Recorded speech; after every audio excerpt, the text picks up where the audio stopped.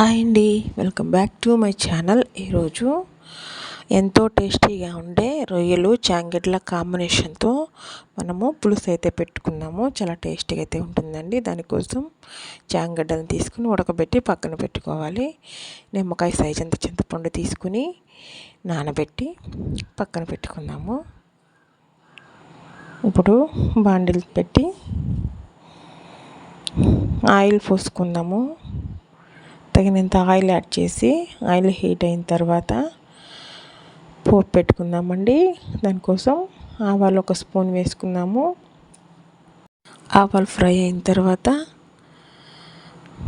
కొన్ని మెంతులు కూడా యాడ్ చేసుకున్నాము. మెంతులు వేయడం వల్ల చాలా టేస్ట్ అయితే ఉంటుందండి, మంచి వాసన కూడా వస్తుంది. ఇప్పుడు సన్నగా కట్ చేసిన ఆనియన్స్ కూడా వేసి ఫ్రై చేసుకున్నాము.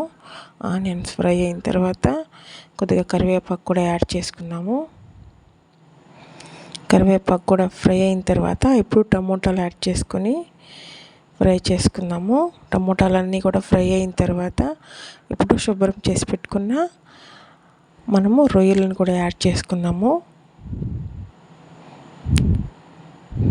రొయ్యలన్నీ యాడ్ చేసుకున్న తర్వాత కొద్దిగా పసుపు యాడ్ చేసుకుందామండి. పసుపు కూడా యాడ్ చేసి కొద్దిగా ఉప్పు కూడా యాడ్ చేసుకోండి. ఇవన్నీ కూడా ఆయిల్లో ఫ్రై అయ్యేంత వరకు ఫ్రై అవ్వనిద్దాము.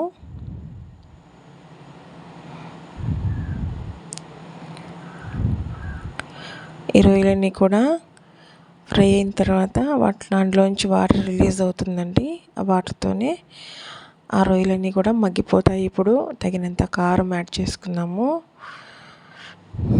దానిలోనే కొద్దిగా ధనియాల పొడి కూడా యాడ్ చేసుకున్నామండి.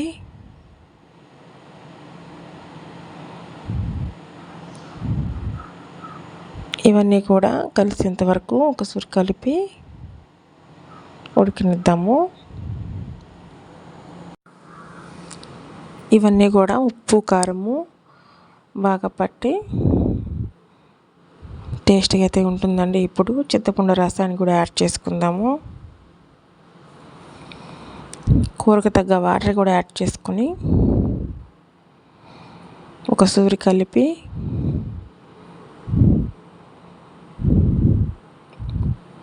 మూత పెట్టి మగ్గనిద్దామండి. కాసేపు ఒక 10 నిమిషాలు ఉడకనిద్దాము.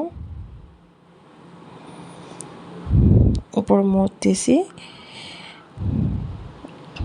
మనము ఉడకబెట్టి పక్కన పెట్టుకున్న చాంగడ్లను కూడా కట్ చేసి ఇప్పుడు కూరలు అయితే యాడ్ చేసుకుందాము.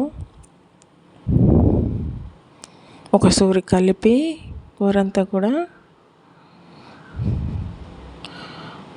మూత పెట్టి ఒక 10 నిమిషాలు మగ్గద్దామండి. కూరంతా కూడా ఈ విధంగా ఆయిల్ పైకి తేలుతుంది కదా. ఇప్పుడు మనము ఒకసారి టేస్ట్ చూసి ఉప్పు కారం ఏదైనా తక్కువైతే వేసుకోండి. మూత పెట్టి ఒక 5 నిమిషాలు మగ్గించిన తర్వాత ఇప్పుడు మనము మెంతులు ఆవాలతో చేసుకున్న పొడిని యాడ్ చేసుకుందాము. ఈ పొడి యాడ్ చేయడం వల్ల కూరకైతే మంచి వాసన టేస్ట్ అయితే ఉంటుందండి. అంతేనండి, మన కూర రెడీ అయిపోతుంది. నా వీడియో నచ్చినట్లయితే మన ఛానల్ సబ్స్క్రైబ్ చేసుకోండి ఫ్రెండ్స్.